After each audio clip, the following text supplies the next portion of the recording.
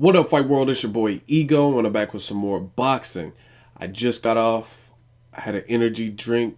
Let's go. I'm ready to do this. I have some stuff I want to talk about. Let's go, motherfucker. All right. So, this video is about Nonito Donaire versus Rigondeaux. Before I get into that, I gotta say this Google Plus is fucking crazy. I already told you, I already vented.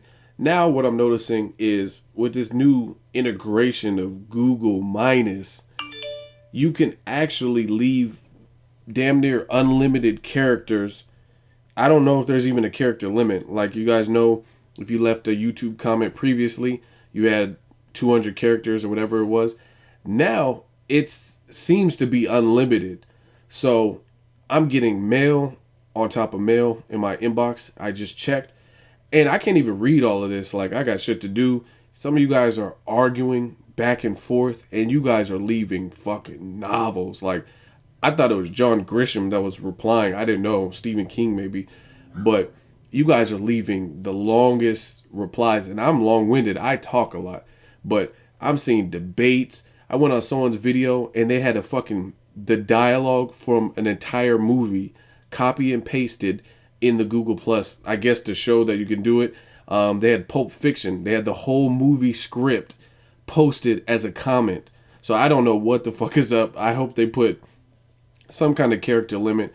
If I don't get back to everybody, sorry, because I'm getting a lot of mail. And like I said, I didn't even read some of it because some people were arguing and it just got crazy. It was unlimited characters and I was like, damn, I'm like really, yeah, I need like chapters and cliff notes and shit. So that's that. Next, I want to talk about Nonito Donaire. As you guys know, if you watched the fights last Saturday, the triple header, Nonito Donaire, he looked very ordinary. He looked very basic.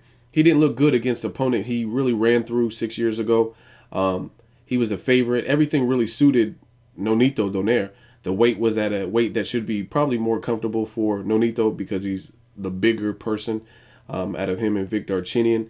Nonito is supposed to be the fighter with more power, more speed, even arguably more seasoning, maybe, I guess, more championship level fights and wins. And it was tough. It was tooth and nail. There were points where it looked like Nonito was uncertain, unsure of himself, lethargic, sluggish, didn't look motivated. After the fight, Max said, name one person, who do you want to fight? And he had kind of like a snood remark. He was like, I want to fight your boy, Max. I want to fight your boy, meaning Rigondeaux. Now, Bob Arum, after the fact, went on record pretty much saying what I expected, that they have no interest in making a Rigondeaux rematch. Rigondeaux responded. He said, hey, if Nonito wants to do this, we can make it happen. Let's get it popping. 2014, March of 2014, we'll hold an event in Miami. I'm reading all kinds of people leaving comments and stuff. And when has it become cool in the sport of boxing to not avenge your fucking losses? Like, I don't know when this trend became relevant. And it's to the point where the fans, the diehard fans of these fighters are so hypocritical. It's not even funny. So I use Floyd Mayweather because he's a great fighter. He's number one on a lot of people's pound for pound list. And the double standards are probably most apparent with Floyd Mayweather. So use Floyd Mayweather as an example. Floyd Mayweather has a tough fight 11 years ago, 12 years ago, whatever the fuck it was, against Jose Luis Castillo. He had a tough fight. It was a great fight in the first fight. He won a decision. Some people still aren't over it. They say, oh, Mayweather should have one loss on his record, blah, blah, blah. Even though Mayweather fought Castillo a second time that same year, he had shoulder surgery. No excuse the second time. The first time he said he was fighting with one arm. He got that rehabbed and fixed. He had the surgery, fought him again, beat him decisively, and people still aren't over the fact that Mayweather got the decision on the first fight. Yet, you have Nonito Donaire, who is a good fighter, and he had excuses. He said, hey, I was distracted. My kid was going to be born, my firstborn child. My shoulder, I had a shoulder spur. I needed surgery on it. And he came back looking less than stellar. And some of the diehard extreme Nonito fans are making excuses, saying, oh, Darchinyan's tough, he has power. Darchinyan hasn't looked great against a lot of opponents that he's fought recently. He didn't look great against Gallo. He looked like he got hurt in a round. He was in round one, and a round he was winning. So I don't know if Darchinyan just came in really focused because he had so much animosity towards Nonito. Any way you slice it, Nonito is thankful. He should be thankful that he got the stoppage in that fight. He didn't look spectacular. And if you want to dispute that, check out the Ego Rescored Vic Darchinyan Nonito Donaire fight. I break it down round by round and let me know which rounds, aside from the 9th round, and it was a 10-round fight, Nonito looked spectacular. And again, these fighters, I'm seeing so many flagrant double standards. Like I said, with Mayweather, he beats Castillo, then re-beats him a second time the same year, and some people still hold that over Mayweather's head. Nonito loses to Rigondeaux, and it's just all good. He doesn't ever have to fight him again. Some people are like, oh, Rigondeaux's boring, we don't want to see it. Or Manny Pacquiao loses to Marquez or to Bradley, and they're like, oh, Manny Pacquiao doesn't need to fight Bradley. It's boring. Like, what the fuck? Like, when did this become hip in the sport of boxing that you lose and it's just all good? Another thing, ducking. Mayweather gets accused of ducking this fighter. He ducked Antonio Margarito. He ducked Cotto in his prime. He ducked Shane Mosley in his prime. All these fighters in their prime. And there's no there's no actual proof to substantiate what's being said. Yet, in boxing, we're seeing flagrant duckage, if you will. And I just made that word up right now. Duckage. That's an ego word. Copyrighted. TM. So we're seeing flagrant duckage. Why? I mean, Nonito was on a 30-win fight streak, and he lost to Rigondeaux convincingly. He was dominated. It wasn't just a loss. It was like an embarrassing loss.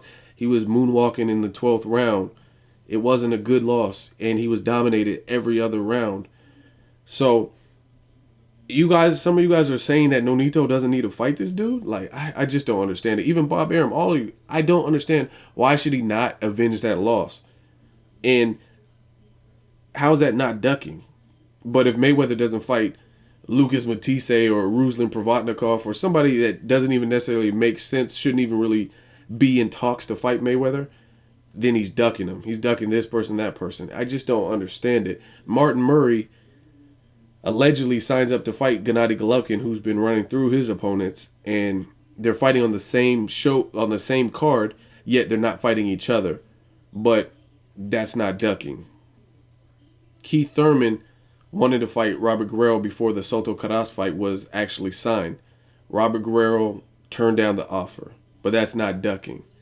Yet you get other fighters and you accuse them of ducking. Oh, this person's ducking X, Y, and Z. So it's just so many double standards in the world of boxing. Me personally, I think Nonito Donaire, a piece of his soul, a piece of his spirit was taken that night. He was on a 30-win fight streak. Rigondeaux embarrassed him, had him holding his eye like he was doing an eye exam or some shit. And to get that demon, like, he needs to bury that hatchet.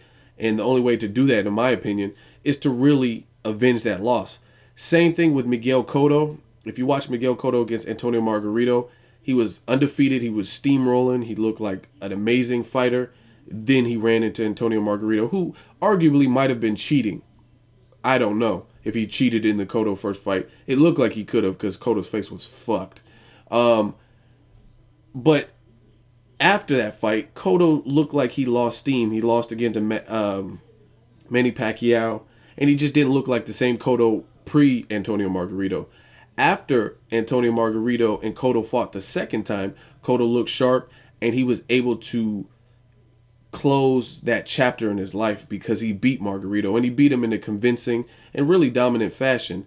His eye was busted up in the Manny Pacquiao fight, and that carried over. So Cotto won it fair and square. He was able to stop Antonio Margarito, therefore avenging that loss. And you look at Cotto's very next fight against Floyd Mayweather, and he gave Mayweather more problems than we're accustomed to seeing. Mayweather had a bloody nose, and Mayweather had to dig down a little bit deeper than we've seen him in other fights, like fights with Robert Guerrero. After the third round, it was the Mayweather show. Same thing with Canelo. After really the second or third round, it was all Mayweather for the most part. So Cotto looked good after he avenged that loss. So in my humble opinion, I think Nonito Donaire, to really Certain losses affect you in certain ways. He didn't get knocked out by Rigondeaux, but he got embarrassed and outclassed. He was the favorite. He was bigger. He was the bigger star. Rigondeaux only had like 12 fights professionally. That wasn't supposed to happen. Like, I really can't even remember many Nonito rounds where I'm like, clear and concisely, Nonito Donaire won that round against Rigondeaux. Even the knockdown was kind of whack to me. Like, he caught him basically slipping unguarded off of a break and just swung, and he caught him. It wasn't, but that was the only time he could catch him, is immediately after a break. So, again, in my opinion, I don't think Nonito should duck him. Bob Arum, I don't fuck what they're saying, that Rigondeaux is boring. Let him be boring.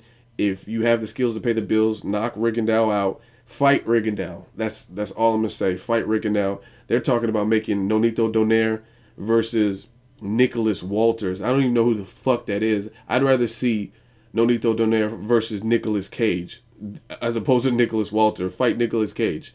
That's what I want to see. More than a fucking Nicholas Walters. I don't even know who the fuck that is. So, make Nonito versus Rigondeaux or Nicolas Cage versus Nonito Donaire. Peach. You know I can eat a peach for hours. Anyway, let me know what you guys think. Like I said, I think he should really fight Rigondeaux.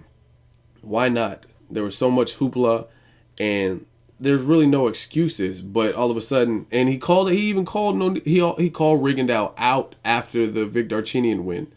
So why are we hearing a promoter, Bob Arum, talking about this fight is not happening? Like, why? And I think he should, if he can make 122, he should come down to 122. He fought his whole, well, not the whole career, but he fought several fights at 122. From Wilfredo Vasquez Jr., I think all the way up to Rigondeaux. Now all of a sudden he's just so grown and outgrown the 122-pound division, he can no longer make weight anymore. Like, come on, man. That doesn't even sound realistic. That sounds like classic case of ducking a fighter that beat you. You don't want to get embarrassed again. I don't know. It sounds like it's his handler, so make the fight. Nonito, I honestly feel like that's going to be your saving grace to bury that demon. Let me know what you guys think. Rigondeaux versus Nonito Donaire. Should he avenge that loss, or should we just sweep it on the rug and act like that outclassed boxing clinic never happened? Let me know what you guys think. As always, hate, comment, or subscribe. Till next video, it's Ego signing off.